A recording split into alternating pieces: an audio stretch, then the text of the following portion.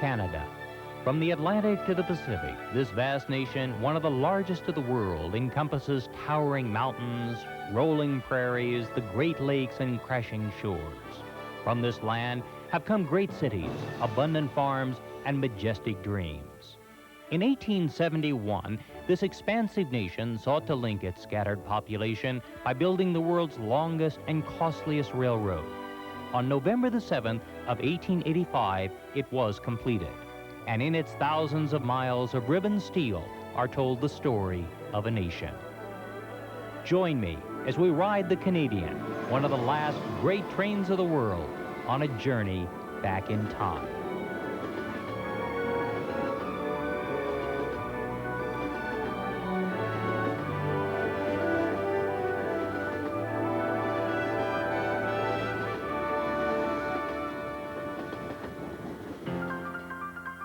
When the Canadian Parliament promised its people a railroad to the Pacific in only 10 years' time, it was done to coax the people of British Columbia into the newly formed Confederation. BC agreed, and the builders started to work. Not surprisingly, it ran behind schedule and took 14, not 10 years to complete. Soon after the last spike was driven on the southern route of the Canadian Pacific, the Grand Trunk started its own railroad to the north through the Yellowhead Pass. And simultaneously, the Canadian Northern, in competition, began its own route. And by the early part of this century, Canada had not one, but 3 different transcontinental tracks.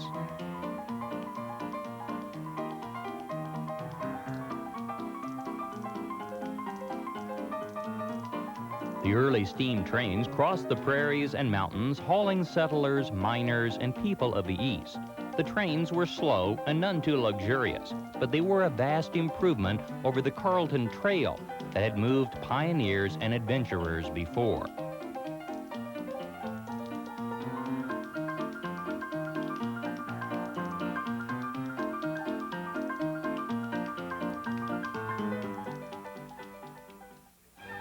And then on April the 24th of 1955, 70 years after the first trains rolled west, the Canadian Pacific inaugurated one of the fastest and most luxurious trains of the world, the Canadian, a glittering new train of stainless steel featuring 2 observation dome cars, one with a bullet-shaped lounge, the last car on the train and the Canadian's most distinctive feature. The train was an instant success. It was comfortable, fast, and passed through some of the most beautiful scenery of the world.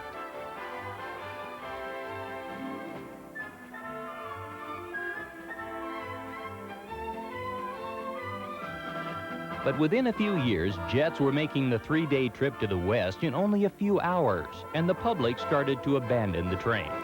Via Rail, Canada's passenger rail service, operated the Canadian on the southern route of the CP until 1989, when they put the Canadian on the Supercontinental's northerly route. At the same time, Via announced that they were investing $200 million in a program to completely restore this train.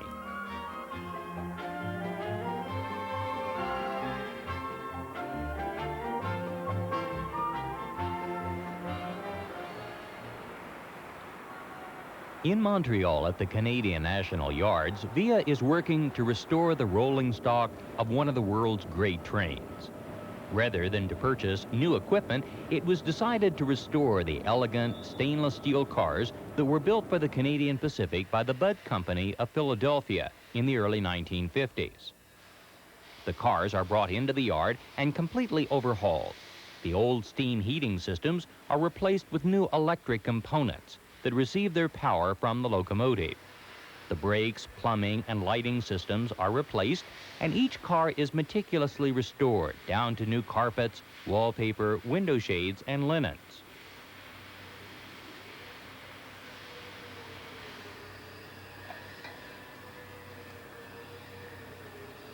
When the cars are finished, they are tested, then put back together into a unit of usually 12 cars as a newly restored train, consisting of a baggage car, 2 coaches, the Skyline Dome, a dining car, 6 sleepers, and the trademark park car with its dome and bullet-shaped rear lounge.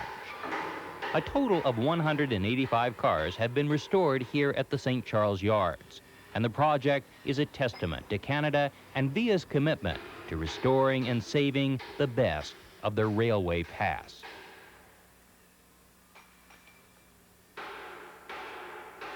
The new route of the Canadian takes the northerly route of the old supercontinental. From Toronto, the train heads around the Great Lakes to Winnipeg, then west to Saskatoon and on to Edmonton. From Edmonton, the train climbs through the Rockies, stopping in Jasper, and then proceeds on to Kamloops as it rolls towards Vancouver on the Pacific coast. The Canadian begins its westward journey in the city of Toronto. Toronto is Canada's largest city. It is the capital of Ontario and one of the truly great cities of the world. It stands on Lake Ontario, a glittering metropolis of steel and eye-catching architecture.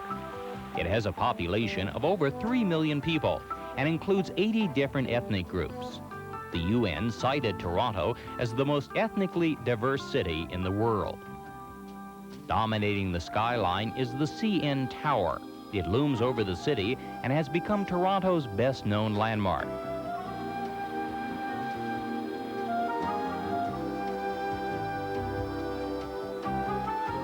Toronto is one of North America's most active cities.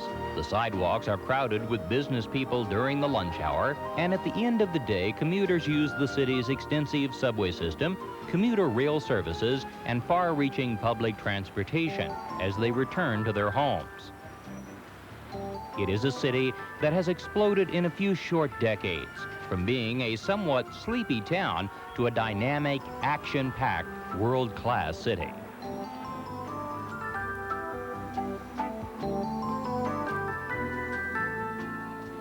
Canadian cities have done well in preserving their downtown cores. In most Canadian cities, vast indoor shopping malls have been built in the center of the downtown. The Eaton Centre on Yonge Street is one of Canada's largest downtown shopping malls. It has helped to keep the central city a vibrant center of retail trade by bringing to the people of Toronto a style of shopping that has become expected. Canada's cold winters make these enclosed cities within cities great places to shop.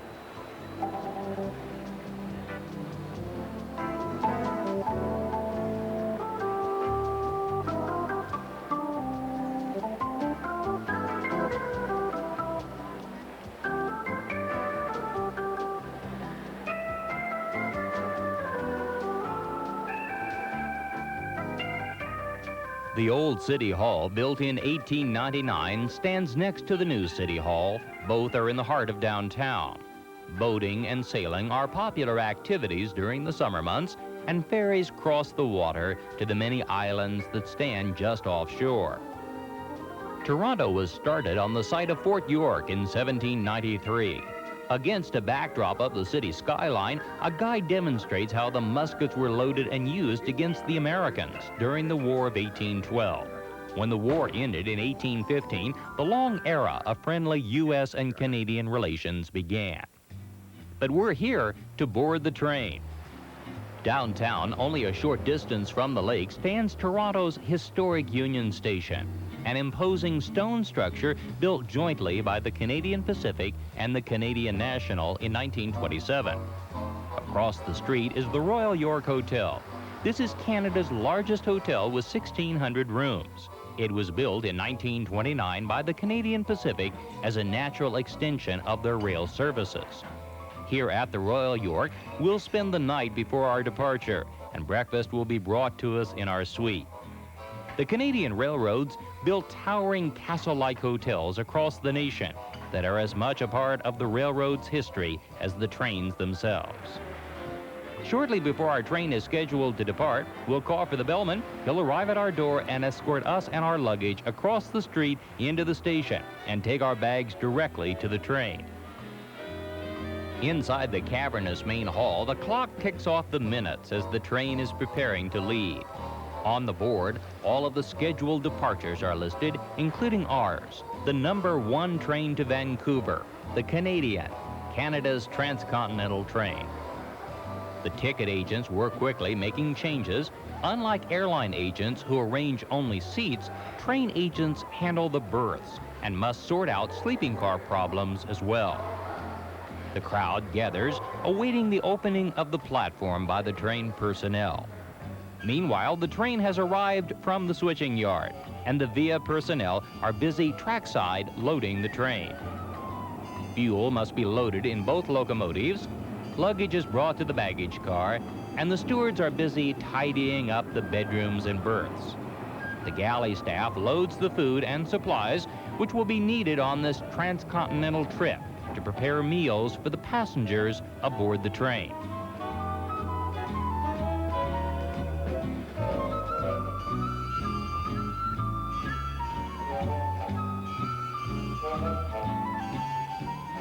Once the preliminary preparations have been made, the station agent will open the platform, and the passengers will stroll alongside the silver train looking for their compartments and cars.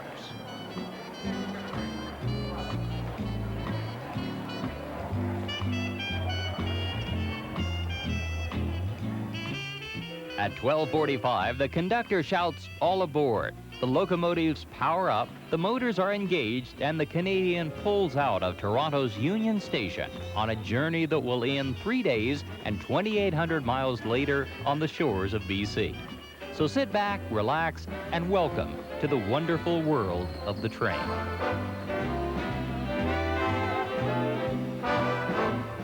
From the observation car, passengers watch the city and suburbs roll by as the train makes its way north on its journey around the Great Lakes.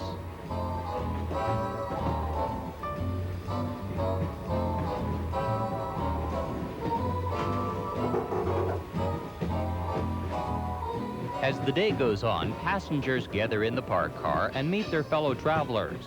At 5 o'clock, cocktails are made, hors d'oeuvres are served, and the routine of the train begins.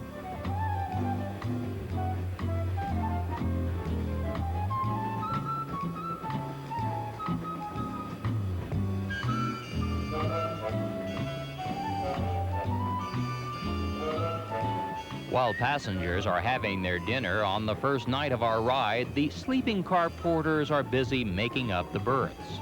The Canadian has 3 types of sleeping accommodations: sections, which are sleeping berths in the front part of the car, roomettes, where the single chair converts into a bed, and bedrooms, one of which you see here. Each bedroom has its own small bathroom, 2 chairs, and 2 berths. The steward makes up the beds by collapsing the chairs and lowering the bunks into place. The space is not large, but the bedrooms are comfortable and afford complete privacy. And devoted train travelers will tell you there are few things more relaxing than sleeping aboard a train. The following morning, as the sun rises, we are passing over the Canadian Shield, the 700-mile wide slab of granite that separates the Great Lakes from Hudson Bay. Newspapers are picked up in the stations along the way, and passengers can relax in their berths and read the paper while the countryside rolls by.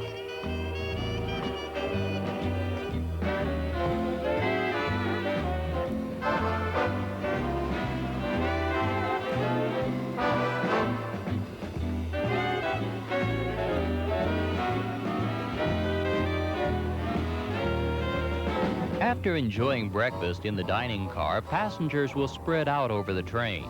Some return to their private rooms, others head to the Skyline Dome car to play cards. Some talk or read, while others simply peer out of the window and watch the passing scenes. The weather is unpredictable. This morning, rain rolls off the panoramic windows of the observation dome. At 11 a.m., we pull into Sioux Lookout, a small town above the Great Lakes. This is one of the service stops for the train. Here, passengers have about 20 minutes to get off and stretch their legs. The cars will be watered.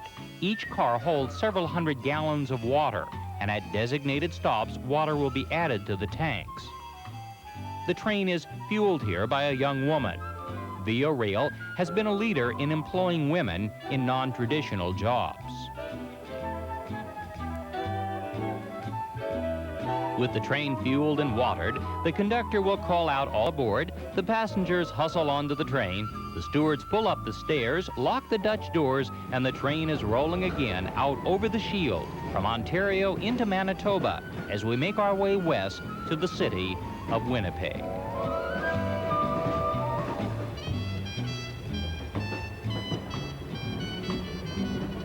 The day passes quickly, and the Canadian Shield scenery of lakes and pines and granite walls turns into the prairies, and then finally the skyline of Winnipeg.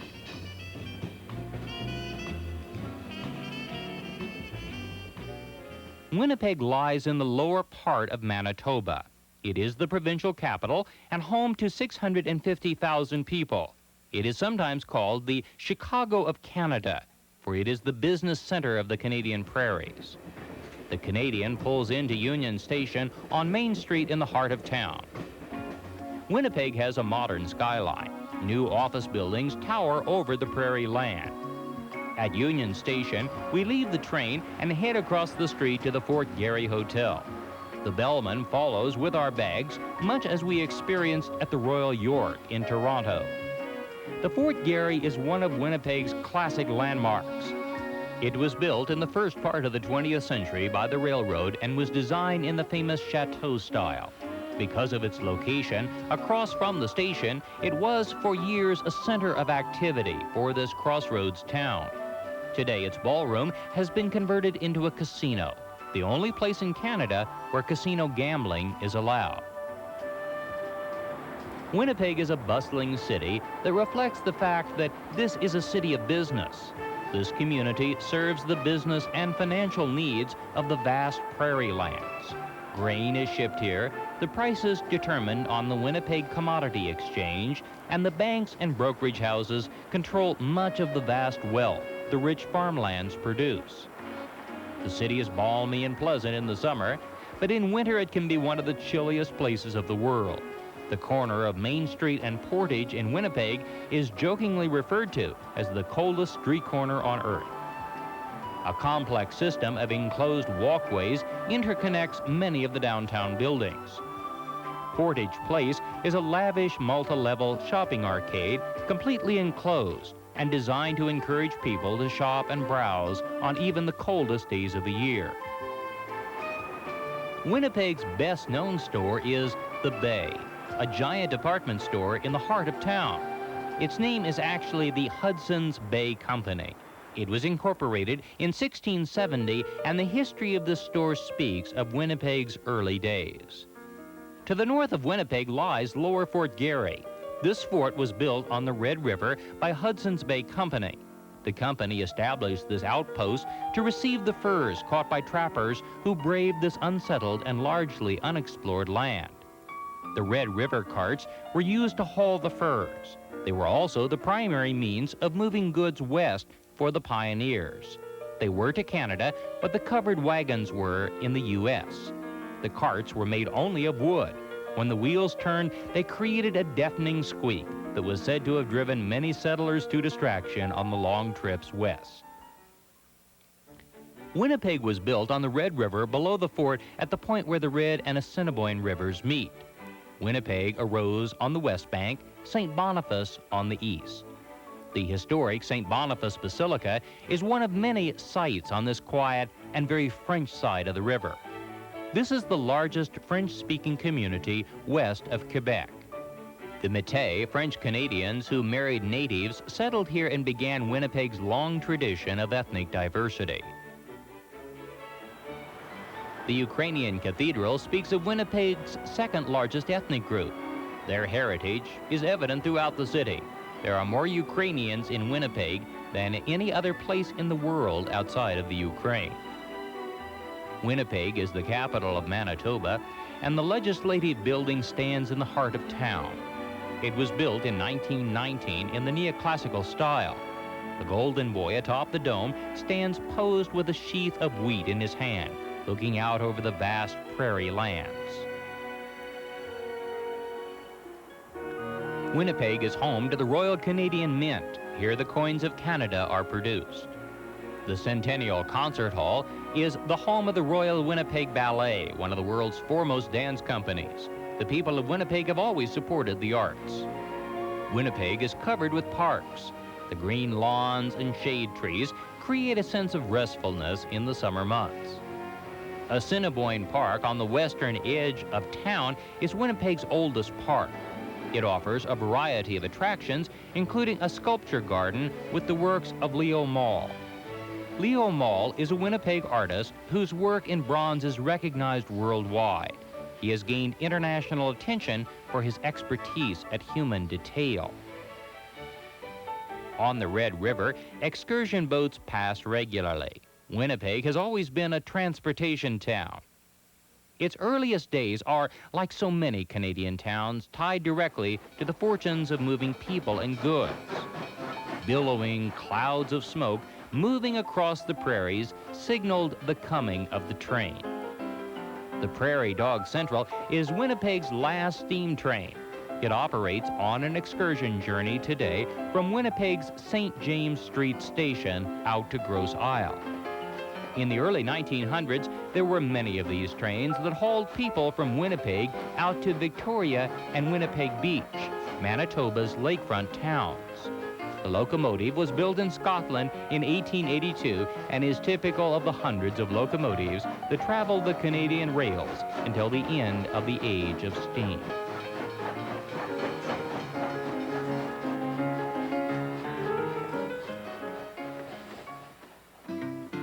Winnipeg Beach, north of the city, is one of many lake communities that provided summer relief from the heat for the people of the town. It often comes as a surprise to visitors, but Manitoba is covered with enormous freshwater lakes.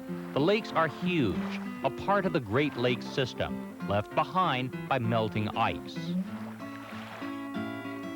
Gimli, on the west side of Lake Winnipeg, is a commercial fishing port. Gimli is a part of Manitoba's varied ethnic heritage.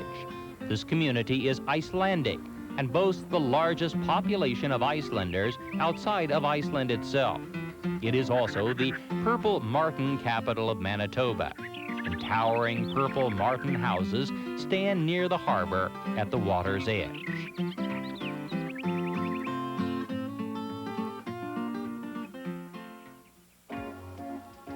But Winnipeg is mostly about business. This is a town of trade. New high-rise office buildings cover the downtown streets. Banks provide employment and financing and keep the wheels of commerce turning from the Great Lakes west. Winnipeg's comparison to Chicago is because of this, the Winnipeg Commodity Exchange. Like the Chicago Board of Trade, this exchange room creates and controls the fortunes of the grain-producing region.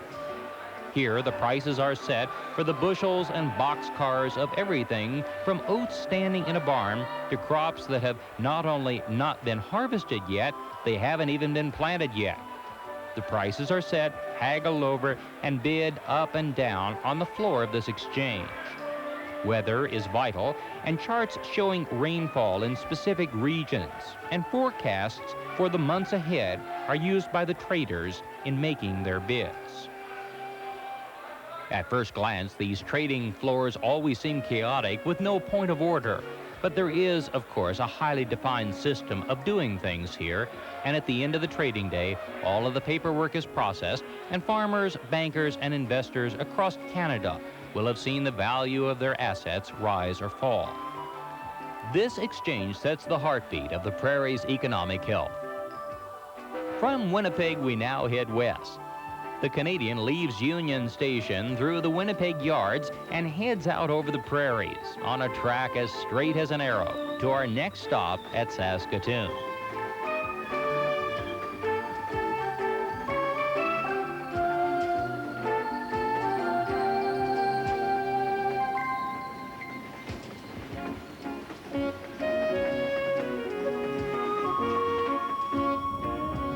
Operating the train is a highly skilled job. Like piloting a plane or guiding a ship, the engineer is ultimately responsible for the lives of hundreds of people on board the train. The locomotive is staffed by two people, an engineer and his assistant. In reality, they both take turns driving the train. The Canadian is pulled by two locomotives, though only the head engine is staffed. The engineer keeps his hands busy between the throttle, which has 4 positions, and the air brakes, which are the train's most critical component. Various gauges are monitored as the engineer keeps an eye on the machinery behind. The horn button announces the train to the road crossings ahead. The most closely watched instrument is the speedometer. The engineer constantly monitors the speed of the train, particularly as the signals and the track switches are approached. These giant locomotives are diesel-electric F-40s manufactured by General Electric in Hamilton, Ontario. Each produces 1,800 horsepower, and they operate by burning diesel fuel in generators that make electricity, which is used to power the traction motors that actually move the train. The system is efficient, dependable, and creates a smooth and more even ride. Our next stop is Saskatoon, Saskatchewan's largest city, located near the center of the province, northwest of Regina, the capital, 150 miles away. The train pulls in at dawn. The schedule calls for an arrival at 3 a.m., but a forest fire in Ontario has delayed this westbound train, and as a result, we are running several hours behind. Saskatoon is a surprise, a bustling prairie town built on the South Saskatchewan River, a city of bluffs, bridges, and wide tree-lined streets. The population is 185,000, and the community serves the retail, medical, and business needs of farmers and their families scattered over much of the province. Saskatoon's best-known site is a hotel. The castle-like Bessborough Hotel was built on the bluffs of the river in 1935 by the Canadian National, another of the great railway chateau hotels. But this community is defined more by what surrounds the town. Rich, abundant farms, acres and acres of prairie that in late summer glisten with golden wheat.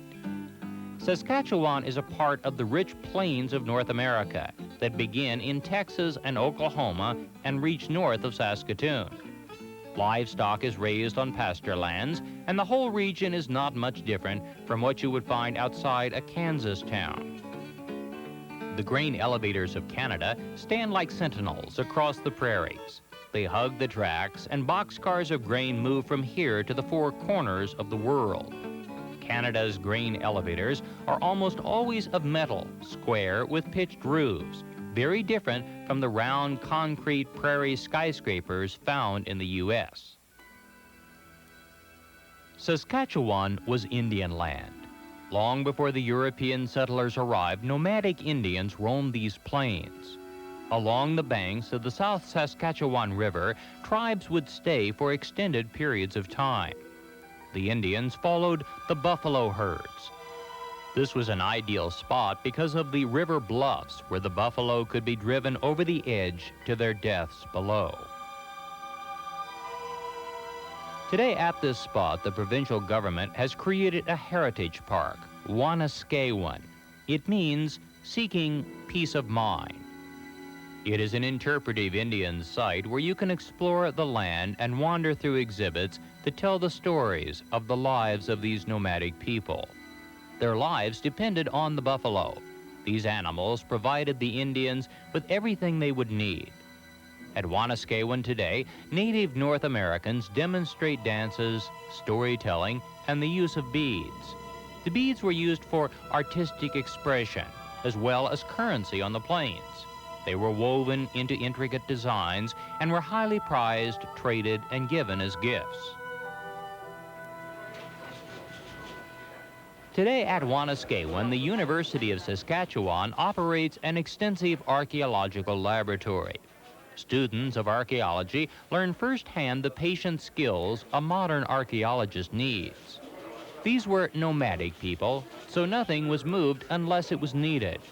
They left behind a rich treasure trove of pots, clothing fragments, and what was essentially their trash.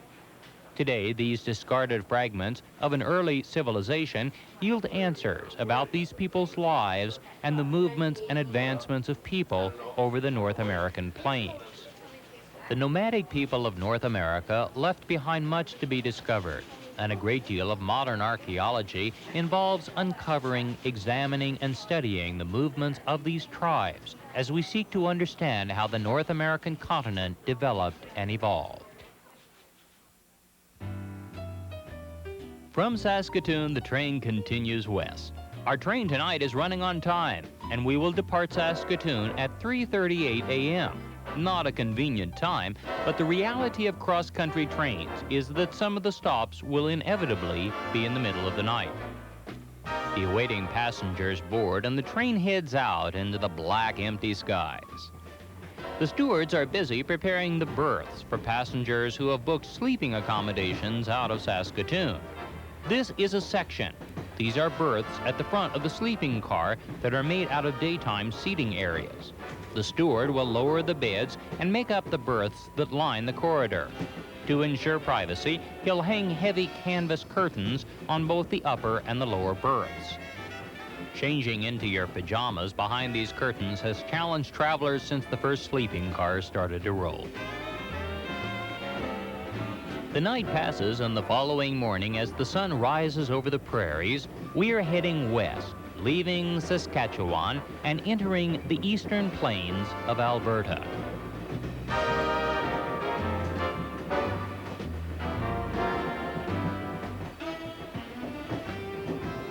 Breakfast is a great time on board the train. The smell of the bacon, the rocking of the dining car, and the chattering of the rails make for an unusual and interesting way to start your day. In the galley, the chef will flip pancakes on the griddle using balancing skills that are unique to a train. The train is filled with travelers from around the world. Young and old, couples, families, and single people all meet on board the train. The space is small, and you can't help but meet and make new friends. Families with children are always a welcome sight. What could be more magical for a child than a ride on a train? As the train heads west, the morning activities begin. Stewards roam the corridors, looking for rooms where the passengers are temporarily gone, so they can stow away the berths. In the morning, the beds are stripped and tucked away. The chairs put back out, and the bedroom once again becomes a private sitting room. This procedure of changing from a sitting to a sleeping room goes on twice a day, every day the train is rolling along. Sometimes the public areas are quiet and empty, and passengers will have the space all to themselves.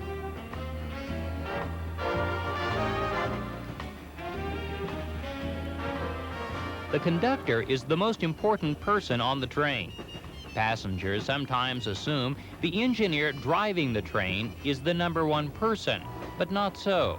The engineer and everyone else on board answers ultimately to the conductor, who is the true captain of the train. The conductor has many jobs. He takes tickets, but handling the paperwork is the more time-consuming task. He must also monitor the timetable, hustle the staff to move the train out of the station quickly when it's running behind, handle staff problems, passenger complaints, and in general, keep the train rolling along. He is the most influential person on board, and he has the ultimate say on the operation of the train. From Saskatoon, we head west into Alberta and out over the eastern plains of this varied province. The terrain starts to rise as we approach our next stop, the city of Edmonton. Edmonton is Alberta's capital. It lies north of Alberta's other large city, Calgary. Both are oil towns. Edmonton is the older of the two, started as a fort before the railroad arrived. The Canadian pulls into the station right on schedule at 8:35 a.m. Edmonton stands on the North Saskatchewan River. Its skyline is new, glittering, and tall. The town reflects the economic impact Alberta oil has had on Canada's west. This is the provincial capital, and the legislature building in the center of town is impressive and bold. Edmonton's strategic location earned it the title of Gateway to the North. Thousands of tons of food, medical supplies, and mail passed through Edmonton on its way to Canada's northwest in the early days. The Grand Trunk Railway built the imposing McDonald Hotel on a cliff overlooking the river. Today, this property has been restored much like the Canadian itself. In front of the hotel on Saturday nights, a bagpiper welcomes guests who are staying and dining in this grand old hotel. The lobby is hushed and dramatic. Through these corridors have passed thousands of men and women of Edmonton's social and business world. On Sundays, the Mac, as it is affectionately known, welcomes Edmonton people with a lavish Sunday brunch served in the grand ballroom of the hotel. Brunch at the Mac has been popular in Edmonton since the hotel was restored. The setting is one of the most elegant to be found between the Great Lakes to the east and the Rocky Mountains to the west. 10 minutes from downtown in Edmonton's picturesque river valley is Fort Edmonton Park, Canada's largest historical park. This is a historic settlement where each street represents a different decade of Edmonton life. 4 different areas tell of Edmonton when it was a fur trading post, a gold rush town, a turn-of-the-century ragtime city, and a roaring 20s town. Several attractions emphasize the role of transportation. Stagecoaches, wagons, and trolleys are a part of this historical park. Here you can ride an old-fashioned streetcar, just like the type that once ran down Jasper Avenue, Edmonton's main street.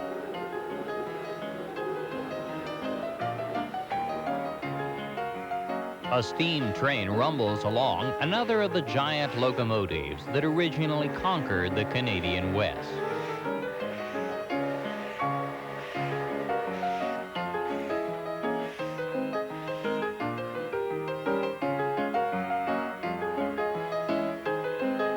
The cab is manned by an engineer and a fireman, just like the modern-day Canadian. Except on these old trains, the fireman's job was just that. He stoked the boiler and kept the fires hot so the engine would make steam and keep the train rolling along. But Edmonton's biggest attraction is the West Edmonton Mall. When you see the replica of a Spanish galleon, you'll know this is no ordinary shopping mall. This is the largest shopping mall in the world. It cost over $1 billion to build. It covers 5 million square feet, the equivalent of 115 football fields. It includes 800 stores, 110 restaurants, 19 movie theaters, a zoo, an amusement park. The whole thing is staggering in its size. There is a dolphin lagoon with 4 Atlantic bottlenose dolphins, a giant skating rink open year-round, and enough attractions to keep you busy for a month. The World Water Park includes the world's largest indoor swimming pool, complete with a wave-making machine and huge water slides. It's a giant enclosed Coney Island in the Canadian North.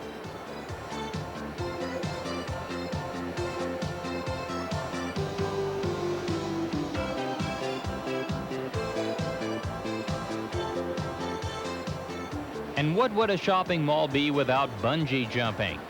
Yes, you can buy a car or a pair of sneakers and jump off of a monstrously high perch and bounce up and down.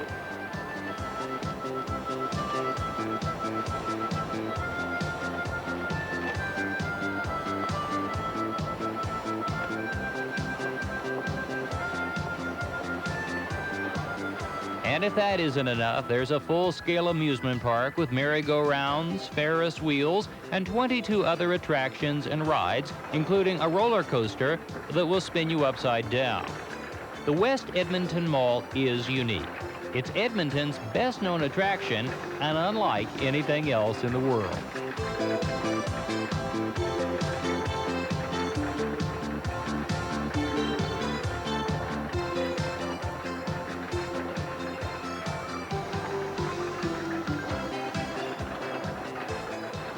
Edmonton is a great city, sophisticated, cultured, fun, and Canada's gateway to the north.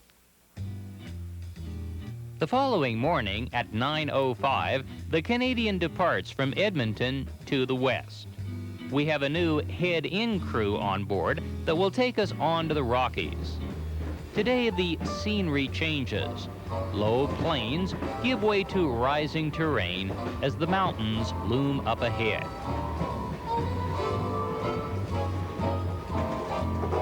We pass endless freights loaded with grain moving west to the Canadian ports. The train builds speed as we head west past lakes and valleys onto the Rocky Mountain Range.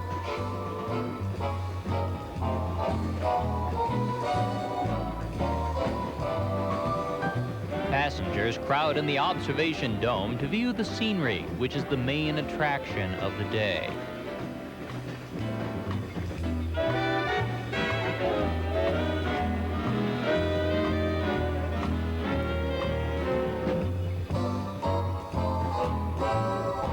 The train curves back and forth around the lakes and mountains as the land rises rapidly at the foot of the range.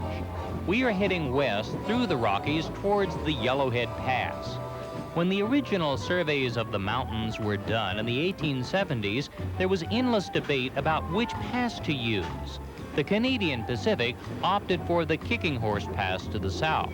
It wasn't until 1915, when the Grand Trunk and Canadian Northern began building their lines west, that the Yellowhead Pass was used. We will be passing through the Yellowhead Pass as we move toward the Pacific coast. But before we do, we're going to leave the train at Jasper, Alberta, for a few days of adventure in the heart of the Canadian Rockies. The Canadian approaches Jasper on the mainline tracks of the Canadian National. This was the route of the supercontinental, CN's transcontinental train. Jasper stands in the center of Jasper National Park. Unlike Banff to the south, which is mostly a tourist town, Jasper was, for many years, an active commercial center.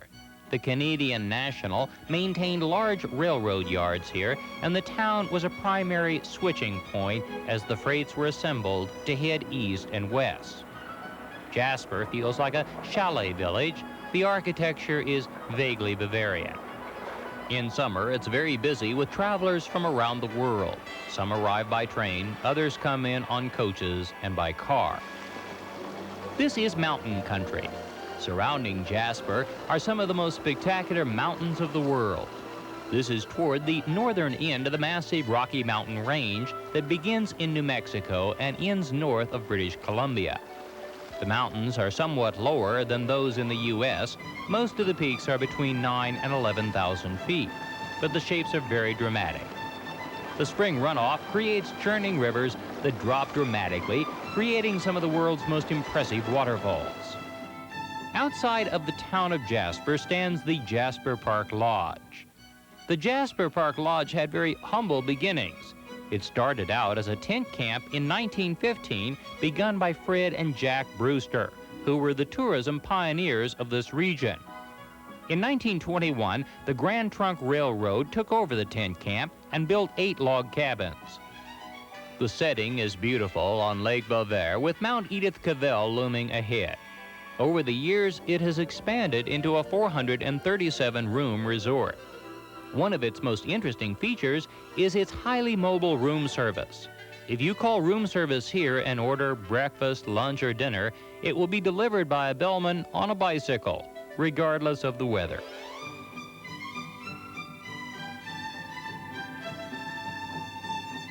The lodge is a true resort offering endless outdoor activities. You can rent a canoe or a kayak and paddle across the lake, and tennis courts offer magnificent vistas into the Rocky Mountain Range.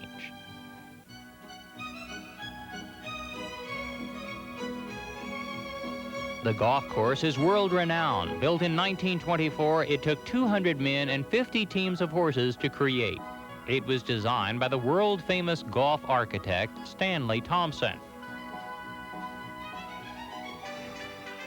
Horseback riding has been a popular activity here since the Brewsters pitched their first tents and started inviting travelers from the east. Each day, the trail masters saddle up the horses and lead people staying at the lodge on the trails around the lake, past rivers, and through valleys of the mountain range.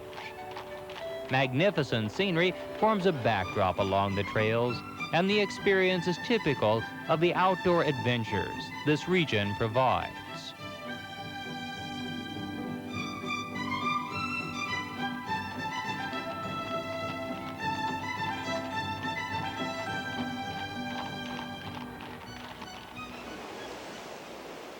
Through the region pass several churning rivers that flow out of the mountains and lakes.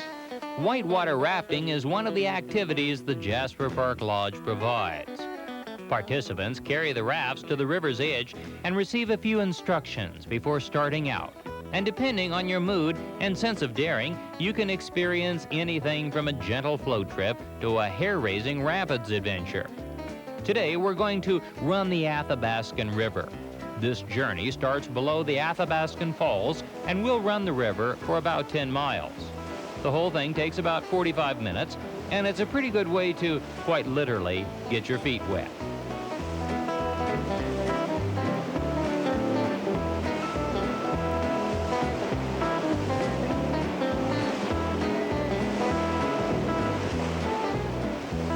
But if you'd like a bigger thrill, the lodge will take you the other direction, to the Moline River. This is one of the Rockies' most beautiful spots. The river joins Moline and Medicine Lakes, and when they hand you a helmet, you'll know this ride is going to be a little less calm. This is a true whitewater trip. The river is running at nearly full force, and the raft runners will guarantee you a dramatic ride. The rafts set out from Moline Lake and enter the outflow as they start this wild river journey.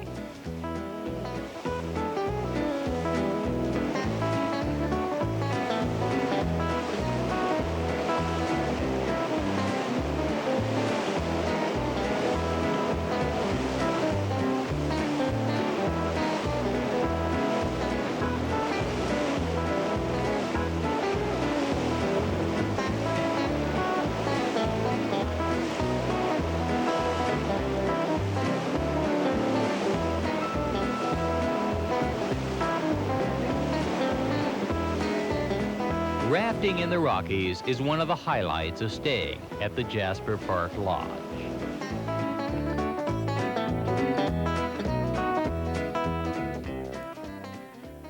For other travelers, the Jasper Tramway offers its own thrills.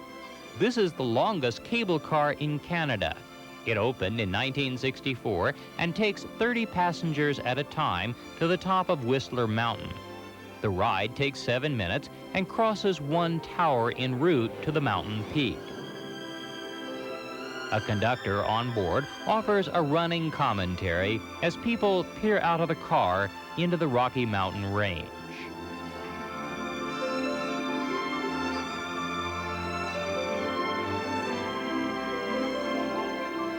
At the summit, passengers leave the tram and explore the mountaintop.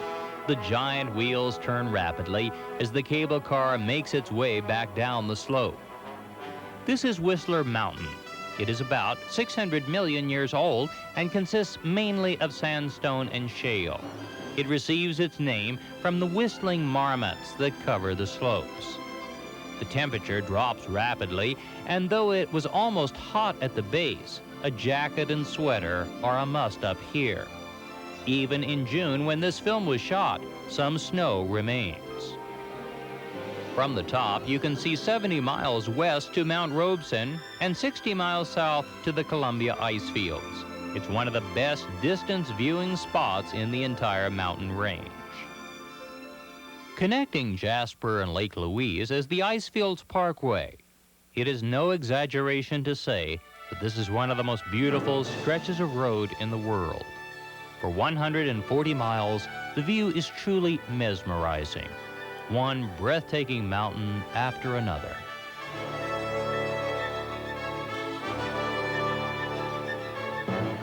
The Icefields Parkway passes through the center of Canada's two best-known national parks, Jasper and Banff. Jasper National Park includes the town of Jasper and stretches south to the Columbia Icefield. The park offers outdoor activities ranging from bicycling to camping and hiking through the range. The scenery is inspiring, the scale almost beyond words.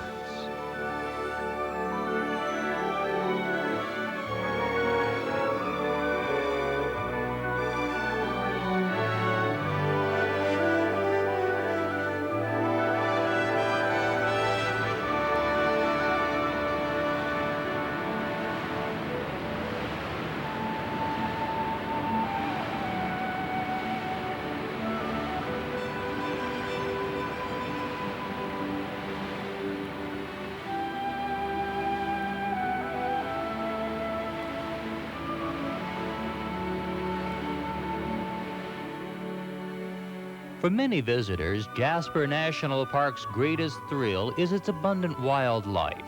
Few places of the world offer such a collection of wild animals roaming everywhere you go. Mountain goats are so common, cars often have trouble getting through on the roads.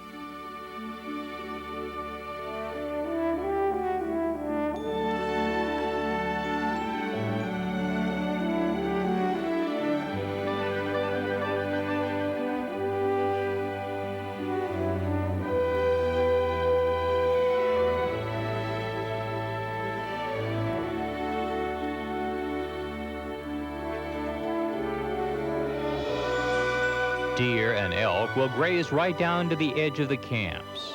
And the bighorn sheep are so tame that you can get remarkably close.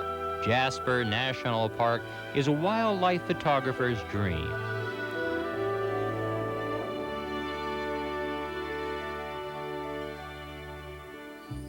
Even the bears seem unaffected by people.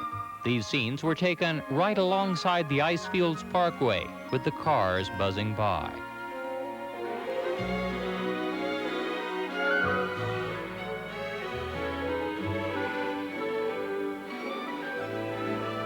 Wildlife abounds in this region of beautiful lakes and snow-capped peaks, but the region's most popular attractions are the massive glaciers that spill out of the Columbia ice fields and down the mountainsides. The Brewster brothers, who hold almost legendary status in these parts, built this chalet to house visitors to the Athabascan Glacier. The Brewsters developed a bus on big tires they called a snow coach. The first ones were fairly primitive, but over the years they have grown into these Star War-like vehicles that move people over the glacier for an adventure on the ice. This is a bumpy ride. The coach is moving along at about 4 miles an hour, and in spite of the tire size, the rocking is pretty severe. Each spring, a new snow trail has to be created. This is not a permanent road. It is always melting, freezing, snowing, and melting again. This is not a stable trail, though the ice is actually several hundred feet thick.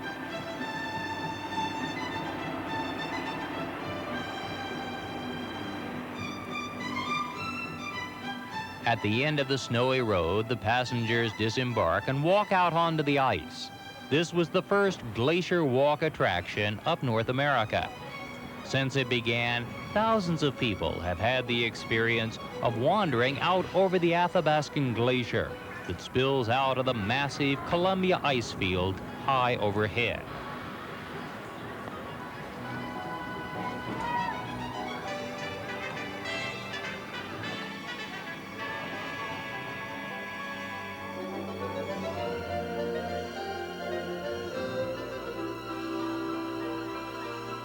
From the Athabascan Glacier, we continue south and soon pass from Jasper into Banff National Park. The Icefields Parkway connects the Columbia ice fields with Lake Louise and Banff to the south.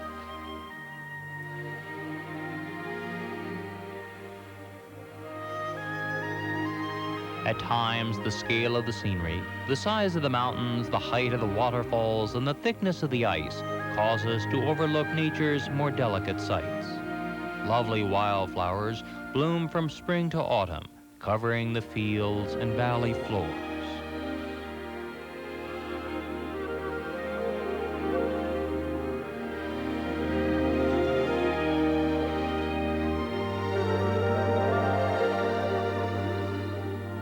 At the southern end of the parkway, we arrive at two of Canada's best-known destinations, Lake Louise and Banff.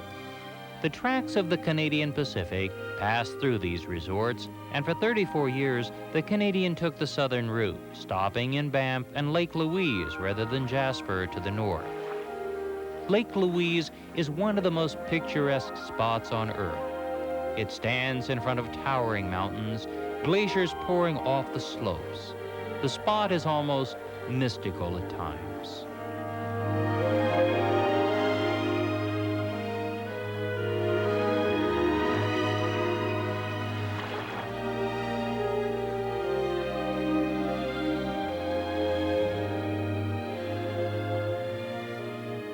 On the shores of the lake stand the world-famous Chateau Lake Louise. Like the Jasper Park Lodge, its origins were humble, initially a small cabin for passengers off of the train.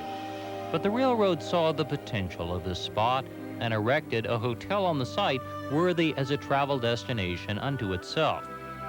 Giant yellow poppies surround the hotel and grow wild in the nearby fields.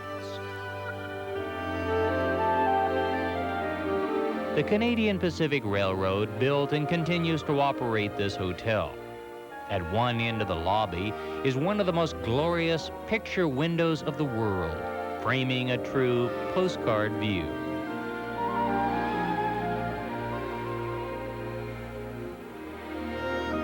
The feeling inside is that of a Bavarian chalet.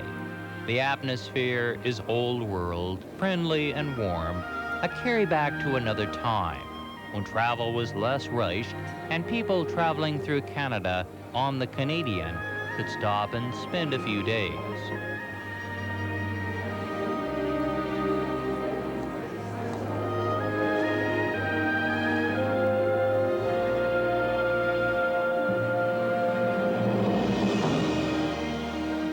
Nearby to Lake Louise is Moraine Lake. This is often called the most photographed lake in the world. Millions of cameras have been aimed at this spot. This vista is even printed on the back of the Canadian $20 bill.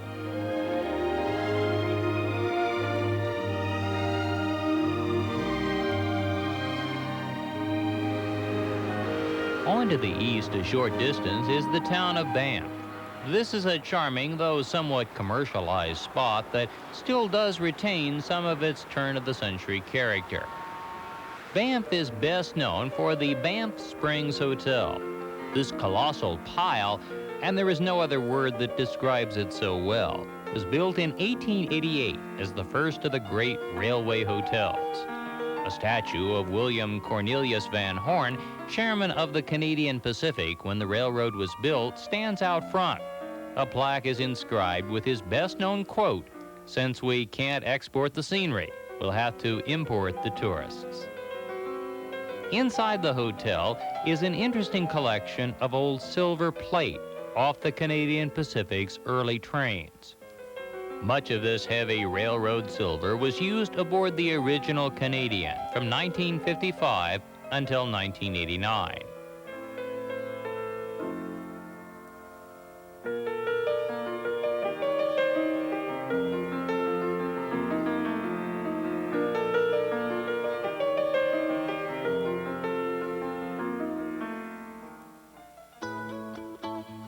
One of Banff's best-known attractions is the gondola lift that runs to the top of Sulphur Mountain. The ride offers a panoramic view along the way.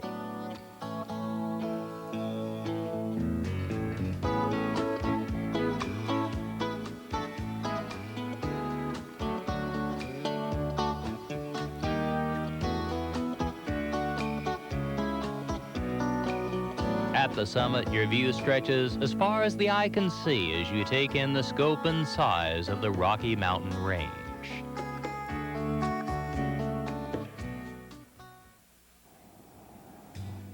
From Banff, we now drive back to Jasper, turn in our rental car, and prepare to reboard the train. At Jasper, the train is serviced, fuel is added, the cars are watered, the brakes checked, and a new engine crew is brought on board. Here, the windows are washed.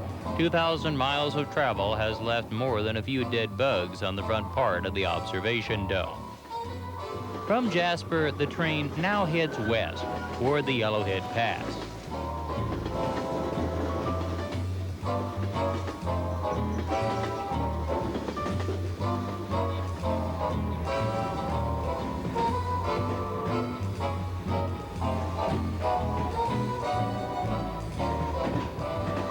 Today, the Canadian rolls on the tracks of the Canadian National through the northern Yellowhead Pass. But this low, easy pass was not the first one used. When the Canadian Pacific began to build Canada's first transcontinental train, nothing caused more argument than the selection of the pass. The Yellowhead was easy. It was low and the grades could be contained. The Kicking Horse Pass to the south was high and would require grades that were dangerously steep. Today, as the Canadian heads west through the Yellowhead Pass, we travel alongside spectacular scenery. Mount Robeson, Canada's highest peak, looms off to the north. Why wasn't this easy pass used? Why the difficult southern pass? It was because of the Americans. At the time, Canada's west was almost completely unsettled. There was fear that the Americans would simply walk across the 49th parallel and declare the land their own. So the southern route, closer to the border, with the difficult and dangerous Kicking Horse Pass, was chosen so the area would be settled quickly in order to keep the Americans away.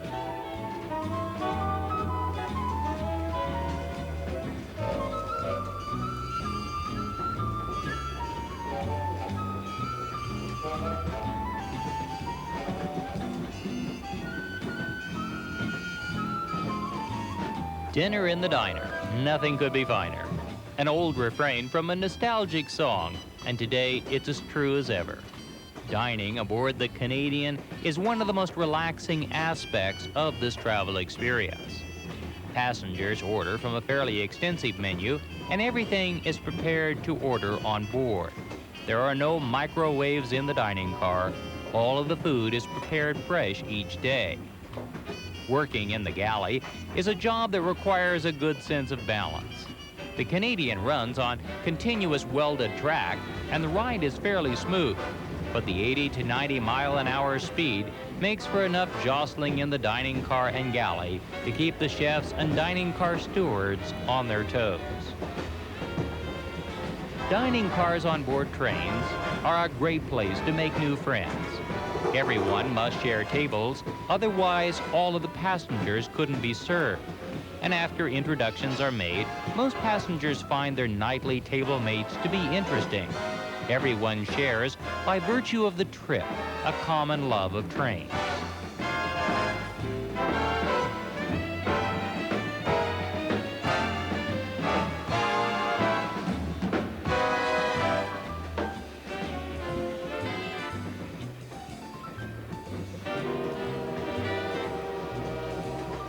As we finish our dinner, the Canadian is heading west, coming out of the Rockies and heading out over the rolling highlands of central BC en route to our next stop, the historic mining town of Kamloops.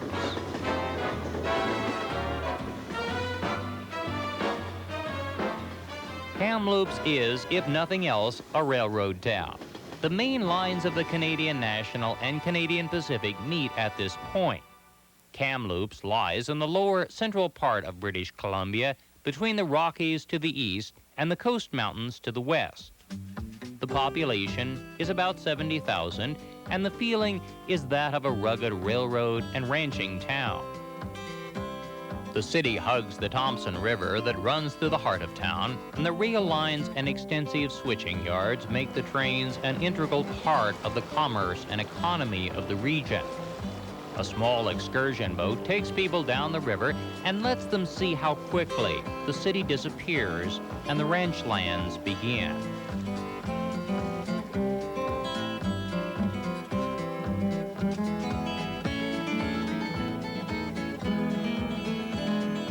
This is farm country, but not quite the same as the prairie lands. Here there are rolling hills. The land is much more picturesque, and the farms tend to be somewhat smaller in their operations.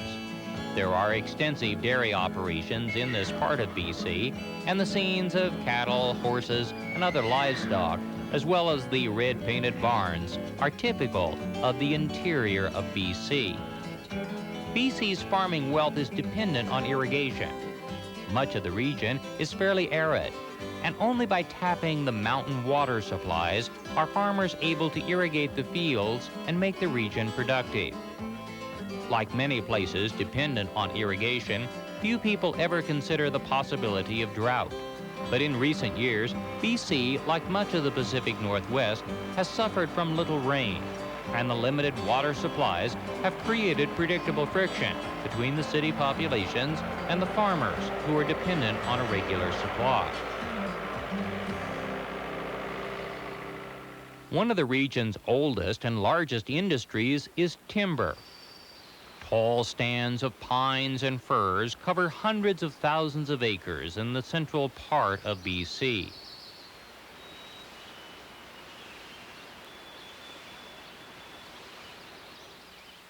The huge logging trucks can be seen throughout this part of the province. They are on their way to sawmills and pulp mills, which are the largest employers in central BC. Logging is controversial. No one would argue that lumber is, of course, necessary. In spite of all of today's modern materials, lumber is still used in great quantities to build our homes. The resource, unlike fossil fuels, is renewable. But how that resource is managed gives room for many different environmental views. Here the argument is over clear-cutting. It is still done, but in more limited degree. BC is trying to manage environmental concerns against economic and human needs, and the dilemma inevitably leads to dissension between opposing sides. The pulp industry is one of the region's leading employers, but it is also a source of environmental concern. Canada is ahead of the U.S. in managing its ecological matters, but the further north you go, away from the border and the population centers, the more lax the standards become, and Canada is by no means without environmental concerns. A short distance from Kamloops, the scenery changes. To the south, beautiful lakes offer activities for people from throughout the Northwest. Through the region runs the Trans-Canada Highway, Highway number 1. It stretches across the country. It is mostly 2-lane. Canada has less 4-lane cross-country highway development than the States.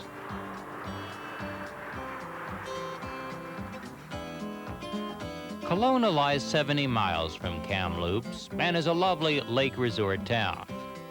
A modern outdoor sculpture stands beside the lake. It's the symbol of Kelowna and quite an impressive sight. This is vineyard country, and the gentle slopes that rise up from the shore of the lake are covered with grape arbors, and in the autumn, the grapes will be harvested and processed in the wineries of BC. BC wines have become well known in recent years. The grapes, because of the climate, produce wines of distinctive body and taste. To the west of Kamloops lies a part of BC with a different appearance. Mountain streams give way to canyon country. Here, the Fraser River flows out of the mountains on its way to the sea. The Fraser River Canyon played a very important role in the history of Canadian trains. In addition to battling over which pass would be used through the Rockies, the planners of the route also argued over which Pacific port would be best. BC's only real settlement at the time was Victoria, out on the island. Vancouver as a city really didn't exist. The decision to terminate the line at Vancouver rather than several alternate ports was due to this river gorge, which, though not easy, was manageable for laying the tracks. The Canadian Pacific built most of its line on the south banks of the river. By 1915, both the Grand Trunk and the Canadian Northern were building their lines mostly on the north side of the gorge. Today, if you stand on the river's edge, you may catch a glimpse of two different freights using the tracks at the same time. These two main line tracks are among the busiest rail lines of the world. Dozens of freights move on opposite sides of the Fraser River day and night, hauling goods to and from the Pacific coast. While the romance of passenger trains is appealing, the heart of the railroad is this: giant, lumbering freights that move goods coast to coast. Canadian freight trains are often 100 cars in length. They are among the longest freight trains in the world. The trains still provide the most efficient way to move goods to and from the deep water ports out over a sprawling nation of nearly 3,500 miles in width. A sign above the river marks the spot where the last spike of the Canadian Northern was driven. It was the last spike of Canada's third transcontinental railroad. The first last spike was driven on the Canadian Pacific here at Craigellachie. This was the end of a tumultuous project, but unlike the Union Pacific, the railroad had been built in pieces. A section here, a section there, and the last spike was not a historic joining together of the east and west, but rather the last spike in a piecemeal system that had taken 14 years to complete. On November the 7th of 1885, the railroad was finished. It was the completion of a national dream. From Kamloops, the Canadian rolls through the Coast Mountains and into the Fraser River Canyon, making its way west on the final leg of the trip. When we arrive in Vancouver at 8 a.m., we will be completing a journey that has taken 3 days and 3 nights, covered 2,800 miles, crossed 5 provinces, the Great Lakes, the prairies, the mountains, and the canyons of the West. This is one of the longest passenger rail journeys of the world.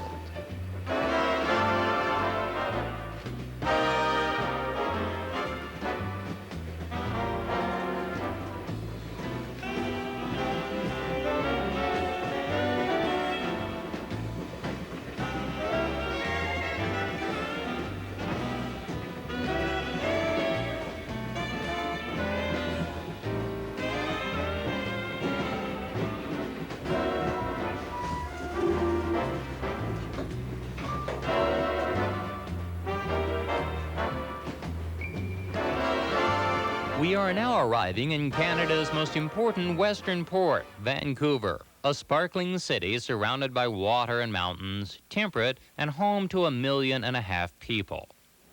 The Canadian approaches from the east on tracks that lead directly into Vancouver's Main Street Station, a great old railway station built in 1919. Here the passengers leave the train. We are at the end of the line. People pass through the station onto the central clock, a fixture in any rail terminal, and emerge in front of the station, ready to explore the town. Vancouver is Canada's great West Coast city. It is a modern city. Almost everything is new. It began its explosive growth in only the past 30 years. It is Canada's link to the Far East, and the population includes large groups of Asian immigrants. The Hotel Vancouver stands in the heart of town. It is one of Vancouver's largest hotels and one of the last of the great railway chateau hotels to be built. It is impressive and gracious and still a center of activity in the heart of Vancouver. This is a world-class city. It boasts spectacular new architecture, a vibrant economic base, culture, recreation, a high standard of living, and compared to other cities of similar size, urban problems that are manageable and not out of hand. The population represents a mix of everything Canada has to offer: immigrants from Asia and Europe, and Canadians who have moved here from the prairies and the east, some for the mild weather, others for culture or jobs, and many for just the excitement a city like this provides. The Granville Street Bridge passes over an island almost in the center of town.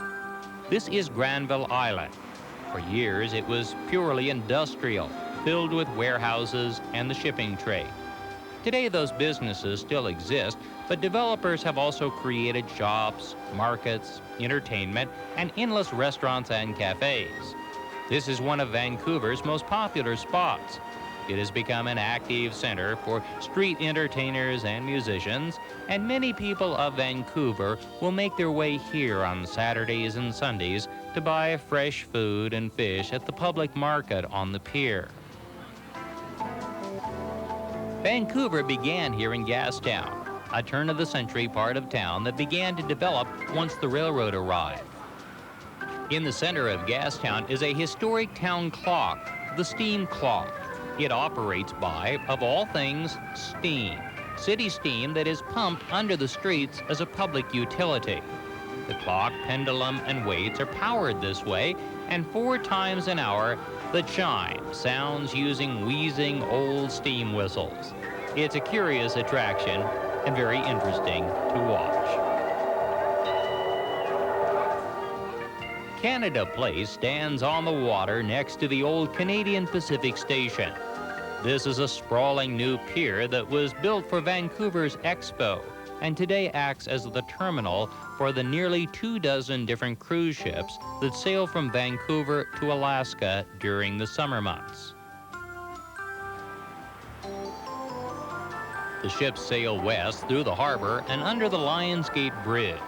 This suspension bridge is one of Vancouver's best-known sights.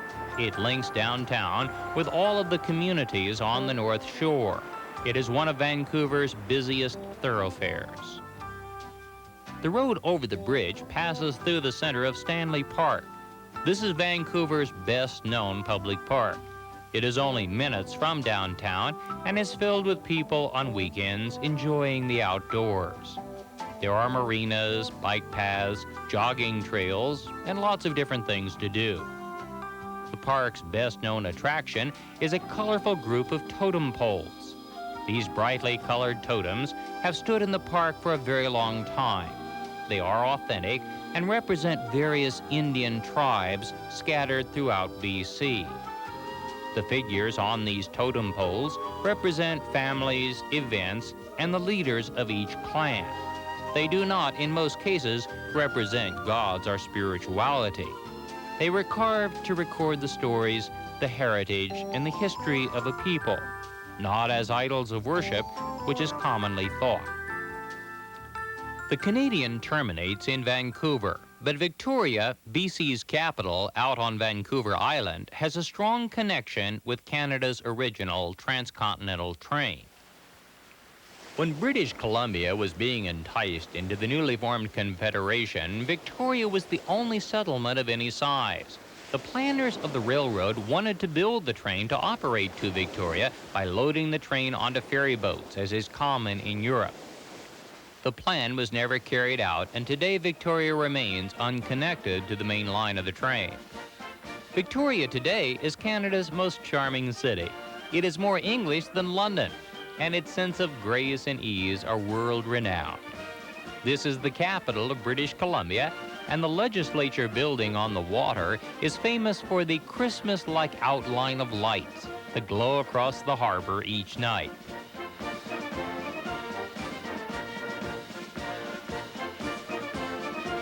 The town is filled with buskers, street entertainers, tourists, and local people going about their day.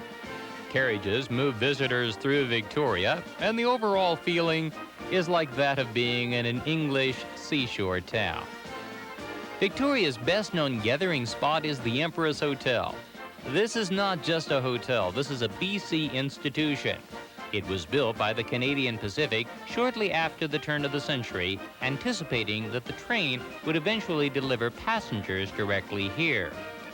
This never happened, but the hotel was an immediate success. The Empress is most famous for tea. Tea in the lobby of the Empress at 4 o'clock goes back to the earliest days of the hotel. It reflects its English traditions and continues as popular as ever today.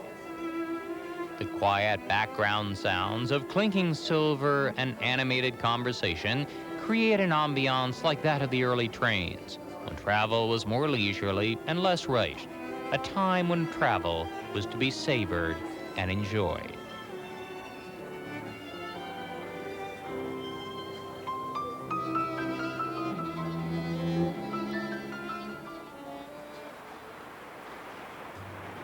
From Victoria, we return by ferry to Vancouver and head to Union Station in the heart of downtown. At 9 o'clock tonight, the Canadian will depart to the east. The story of Canada and the story of the railroad are in many respects one and the same. The building of the railroad united the nation. It created a national dream that was realized through hard work, tenacity, and the vision of optimistic men and women over a century ago. Pierre Berton, Canada's great writer and rail historian, wrote, "We have little blood in our history, no searing civil war, no surgical revolution. We are the only nation in the world created non-violently by the building of a railroad." Today, the Canadian continues to travel both east and west across a great land.